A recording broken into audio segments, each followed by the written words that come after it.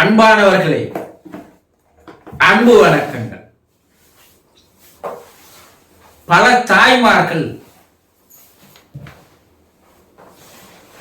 என்னிடம் வந்து செய்கின்ற புகார், குருஜி, என்னுடைய பையனுக்கு ஆன்மீகத்தின் மீது ஆர்வமே இருப்பதில்லை. அவன் கோயிலுக்கு வர மாட்டேன்றான், சாமி கும்பிட மாட்டேன்றான், நம்ம எதை சொன்னாலும் கேட்க மாட்டேன்றான். இப்படி பல தாய்மார்கள் தன்னுடைய பிள்ளைகள் கோயிலுக்கு வருவதில்லை, சாமி கும்பிடுவதில்லை, ஆன்மீகத்தின் மீது ஆர்வம் இல்லை, இறைவன் மீது நம்பிக்கை இல்லை. இப்படி இன்றைய காலகட்டங்களில் பல தாய்மார்களுடைய ஒரு மனக்குமுறலாக இருந்து வருகிறதை பார்க்கிறோம். ஏன் இன்றைய இளைஞர்களுக்கு ஆன்மீகத்தின் மீது ஆர்வம் இருப்பதில்லை? என்ன எல்லாம் படிச்சுட்டான், நம்மளை விட அறிவில் உயர்ந்தவனாக இருக்கிறான், எல்லாம் ஐடி என்ஜினியராக இருக்கிறான், மருத்துவர்களாக இருக்கிறார்கள், பல்வேறு உயர் துறைகளில் அவர்கள் இருந்து வருகிறார்கள். அவன் என்ன நினைக்கிறான்னா, கோயிலுக்கு போறது, சாமி கும்பிட்றது, யாரோ சொல்றான்னு ஏதோ அபிஷேகம் பண்றது, பரிகாரம் பண்றது, சடங்குகளை செய்யறது,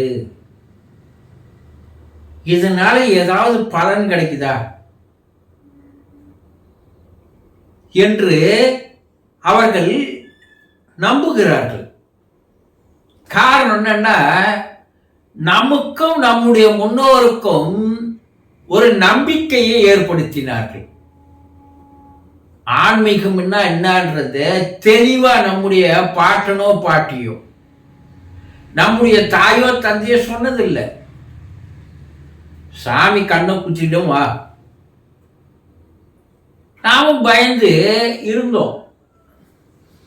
இப்ப இருக்கிற பிள்ளைகள் என்ன சொல்றா,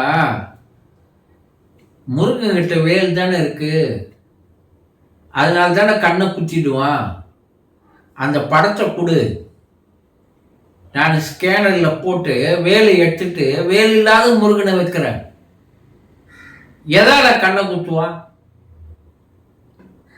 சரி, முருகன் கண்ணை குத்துவான்றிய, கடவுள் போய் அவன் படைத்த நம்மை போய் கண்ணில் குத்துவானா? என்ன ஒரு மூடத்தனமான நம்பிக்கை. கடவுள் என்பவன் கருணை உள்ளவன் தானே சொல்ற, அப்ப எப்படி அவன் கண்ணை குத்துவான்? அவன் என்ன அரக்கனா? அவன் தெய்வம் இல்ல. இப்படி எதிர்கேள்வியை கேட்கிறார்.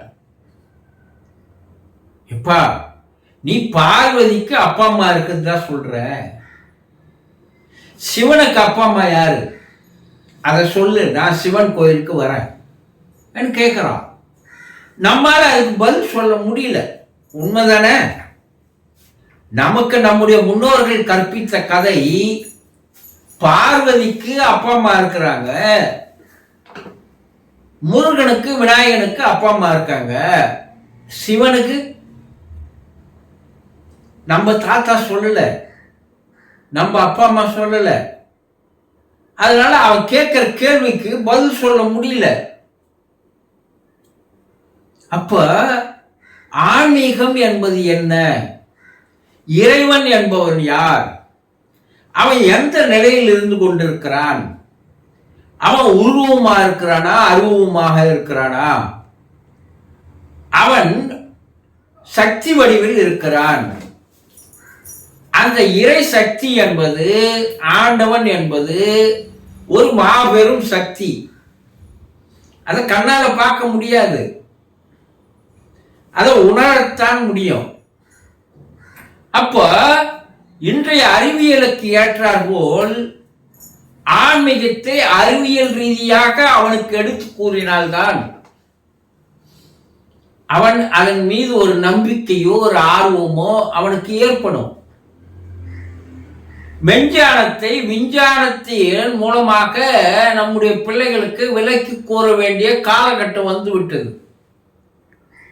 சித்தர்கள் தெளிவா கூறிட்டு போயிருக்கிறான். இதெல்லாம் நம்ம தான் சித்தரை புக்கவே படிக்கிறது இல்லையே. அப்ப எப்படி நம்ம பிள்ளைகளுக்கு அதை எடுத்து சொல்ல முடியும்? அப்ப அவனுக்கு ஆர்வமோ நம்பிக்கை இருக்காது. ஆன்மீகம்னா என்ன? ஏதோ கோயிலுக்கு போறது, சாமி கும்பிடுறது, நெத்தியில பட்டை அடிச்சுக்கிறது, இல்லை கொட்டை போட்டுக்கிறது, இல்லை மாலை போட்டுன்னு போறது, இல்லை காவடி தூக்குறது, இதுதான் ஆன்மீகம்.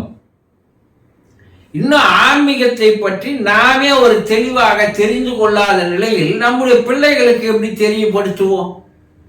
சொல்லுங்க. இது ஏதோ நான் நாத்திகம் பேசுற மாதிரி நீங்க நினைக்கலாம். ஆனா உண்மை நிலைமை என்ன? அப்போ இந்த உலகத்தில் இருக்கின்ற, அந்த உலகத்தை படைத்து இயக்கி வருகின்ற ஏதோ ஒரு மாபெரும் சக்தி, அதைத்தான் நாம் இறைவன், ஆண்டவன், கடவுள், பரம்பொருள், பரமபிதா, பரமசிவன் என்று பல பெயரை வைத்து அழைக்கிறோம். அதே சக்தியானது அனைத்து உயிரினங்களிலும் உயிராக இருந்து இயக்கிக் கொண்டிருக்கிறது.